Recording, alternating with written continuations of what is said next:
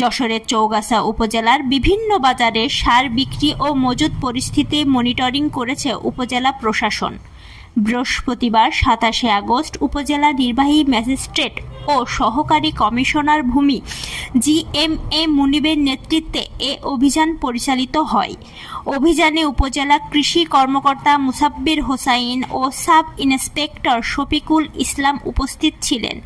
এ সময় বিভিন্ন বাজারে সার ডিলারদের দোকান পরিদর্শন করে সার মজুত, বিক্রয় মূল্য ও সরকারি নির্দেশনা অনুযায়ী ব্যবসা পরিচালনা করা হচ্ছে কিনা তা যাচাই করা হয়। অভিযানের এক পর্যায়ে পুরোপাড়া বাজারে শরীফ এন্টারপ্রাইজ নামের একটি প্রতিষ্ঠানকে 10,000 টাকা জরিমানা করা হয়। এ সময় উপজেলা প্রশাসনের পক্ষ থেকে সব সার ডিলারকে সতর্ক করে রাষ্ট্রীয় নীতিমালা ও সরকারি নির্দেশনা মেনে সার বিক্রয়ের আহ্বান জানানো হয়। একই সঙ্গে কৃষকদের কাছে সঠিক দামে সার পৌঁছে দিতে ব্যবসায়ীদের সহযোগিতা করার অনুরোধ করা হয়।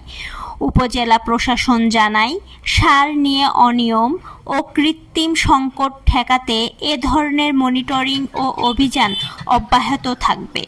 আজকে আমরা পুরাপাড়া বাজারে একটা অভিযান পরিচালনা করছি। আমরা আসলে এদিক দিয়ে যাচ্ছিলাম, তো আমরা বাজার মনিটরিংয়ের অংশ হিসাবে যে সার পরিস্থিতি ঠিক আছে কিনা তারই ধারাবাহিকতা আমরা এখানে একজন সাব ডিলারের দোকান পরিদর্শন করি এবং তার বিভিন্ন খাতাপত্রে অনিয়ম, অর্থাৎ সার কত বস্তা এসেছে, কাকে কত বস্তা দিতে হবে এর কোনো হিসাব ঠিক না থাকায় আমাদের এসলেন মহোদয় ওনাকে জরিমানা করেছেন এবং তাকে সতর্ক করে দেওয়া হয়েছে ভবিষ্যতে প্রত্যেক বস্তা সারের হিসাব দিতে হবে এবং সরকার নির্ধারিত মূল্যে কৃষকের কাছে সার দিতে হবে।